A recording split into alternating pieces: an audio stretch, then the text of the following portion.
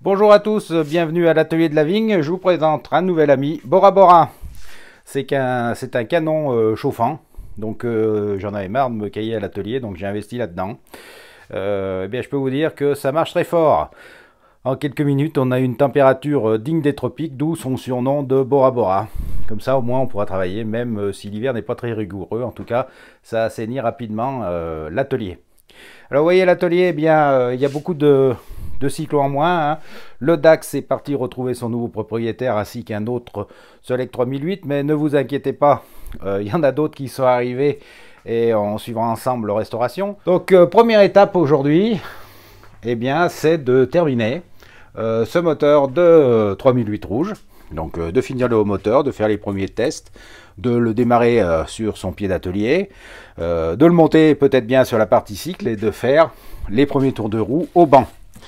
Juste une chose, je me suis trompé.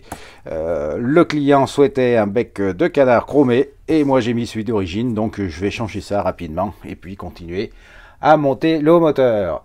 Eh bien allez, c'est parti, on va attaquer ça ensemble. Le bec chromé est monté, je lui laisse sa petite protection pour pas le rayer. J'ai donc redémonté l'ancien. Je me suis un petit peu embêté parce qu'il n'était pas compté et que là, l'accessibilité n'est pas totale lorsque le bloc galet est remis. Non. Voilà, bon, à présent que c'est fait, on va passer au moteur. Donc, un haut moteur en 41. Donc, voici le cylindre qui est prêt à être monté. Alors, on va commencer par le piston, son axe, ses arrêts, et puis on passera au montage de ce cylindre. Ça avance, ça avance. Bon, on va mettre le carburateur et la pompe à essence. Hop, le carbu, la pompe refaite à neuf, carbu également, réalisé, monté sur une pipe de 11, hein, puisque c'est un 41. Et maintenant, on va monter le réservoir que le client a souhaité blanc. Donc, on va le laisser dans sa protection le plus possible pour ne pas l'abîmer. Le réservoir est installé. La bougie est mise. La pompe à essence est branchée. On va pas oublier de mettre la vis de purge parce que ça fait une panne bête.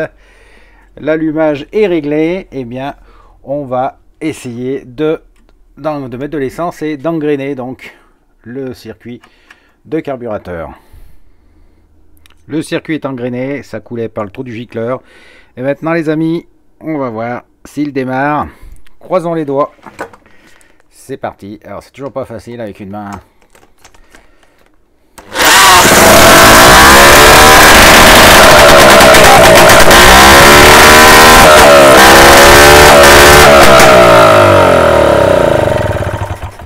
Eh ben aucun problème. Donc vous l'avez vu les amis, ce moteur piaffe d'impatience de retrouver sa partie cycle qui est revenu donc sur ses suspensions et on va aller l'installer et puis finir bien sûr la partie cycle en bouclant le moteur dessus. C'est parti. Voilà, en 2 temps, en 3 mouvements, il a rejoint sa partie cycle. La roue avant est bien centrée, donc touchera pas sur les côtés, surtout avec un flanc blanc, c'est dommage, on l'abîme tout de suite. Voilà, ce que je vais faire, je vais maintenant régler la poignée tournante avec le boisseau du carburateur, et puis on essaiera simplement de le démarrer comme ça à la main. On n'ira pas plus loin, si ce n'est bien sûr mettre la tige de décompression, comme ça au moins ça c'est fait. On n'ira pas plus loin, on le testera directement sur le banc et puis on finira les différentes petites choses comme la tôle écran, le capot moteur, le cache volant, et puis le client voulait un pare-choc, donc on mettra ça par la suite. On va finir aussi la partie cycle parce que j'ai reçu donc le marche-pied alu, donc je vais le mettre, ça sera fait également. Et vous voyez qu'on a pu l'équiper avec un pot neuf également, noir. Donc un pot Jag. Alors à l'atelier, on commercialise ce genre de pots parce qu'on les aime bien. Ils sont un peu plus libérés que les pots classiques. Il résonne de façon assez sympathique et surtout il laisse bien passer les gaz pour des moteurs en préparation 1 ou 2. Voilà, c'est parti. Allez, au programme, donc la commande d'accélérateur, la tige de décompresseur et le marchepied. Voilà les amis, le marchepied est mis. Alors, c'est pas les plus beaux, mais ce sont les plus solides. Ils sont vraiment indestructibles, vous pouvez mettre les pieds, enfin c'est vraiment terrible par rapport au plastique, c'est génial. La tige de décompression est mise, ça marche bien, ça ne force pas, ça revient bien. Et bien sûr, j'ai mis en place le câble d'accélérateur, ou de décélérateur plutôt, donc qui marche parfaitement bien. Alors je laisse toujours, pour l'instant, l'ensemble du câble. S'il faut le régler, ça évite d'avoir un effilochement et donc de ne pas pouvoir le faire. Je laisse en général, les moteurs sont garantis 6 mois.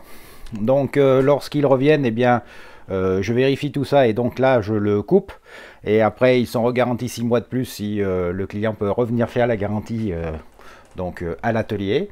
C'est pour ça que je laisse toujours les câbles donc à la fois des accélérateurs mais également des freins, ce qui permet d'éviter au client de repayer un câble lorsqu'il vient faire une révision ou une réparation.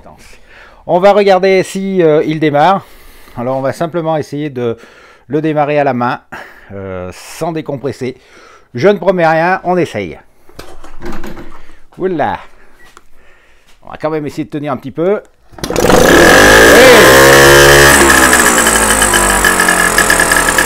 Oh.